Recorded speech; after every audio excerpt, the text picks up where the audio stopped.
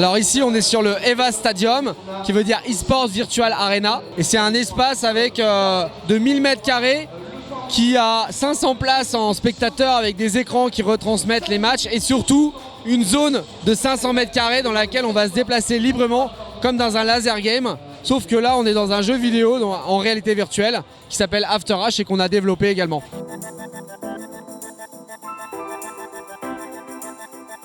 Alors nous on est Smart VR, un studio français qui est devenu officiellement EVA depuis le début de la Paris Games Week. On a changé de nom. Notre objectif à la base c'était vraiment de créer un jeu e-sport en réalité virtuelle. On croit beaucoup à la réalité virtuelle pour l'e-sport. Pourquoi? Parce que c'est très visuel et en même temps c'est physique. Donc il y a vraiment possibilité de faire des choses hyper intéressantes en termes de spectacle.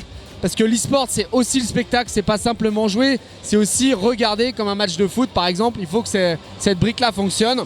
Et c'est ce qu'on voulait tester à la Paris Games Week.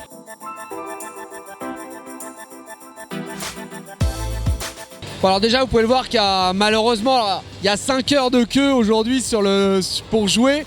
Donc c'est assez frustrant pour tout le monde, mais en même temps les gens qui ont réussi à jouer sortent et ils sont vraiment éblouis parce qu'ils n'ont jamais vécu quelque chose d'aussi incroyable. Au final, malgré que ce soit un jeu vidéo qui est compétitif dans lequel on peut vraiment jouer de manière très pointue, le déplacement et l'utilisation du jeu est finalement très intuitive parce qu'on n'a pas de joystick, on n'a pas de bouton. Et donc du coup on a même vu des gens qui n'étaient pas du tout gamers qui ont pris énormément de plaisir. Et ça je trouve ça très intéressant aussi.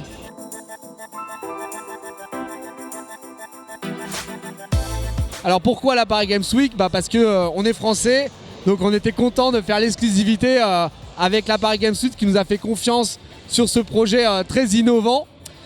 Mais bien sûr l'objectif c'est que derrière on va ouvrir des vraies salles EVA dans laquelle on va pouvoir booker une salle, aller avec ses amis, jouer, etc. en France mais aussi à l'international.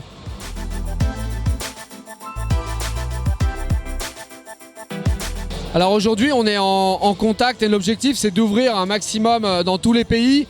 L'Afrique est un focus pour nous puisqu'on a déjà des contacts en Afrique avec des gens qui sont intéressés pour ouvrir et des contacts au Maghreb également. Et donc on a bon espoir qu'on puisse ouvrir rapidement là-bas. Aujourd'hui on est en France uniquement, on va rapidement être en Europe et bien sûr les États-Unis et l'Afrique sont des continents qui nous intéressent énormément.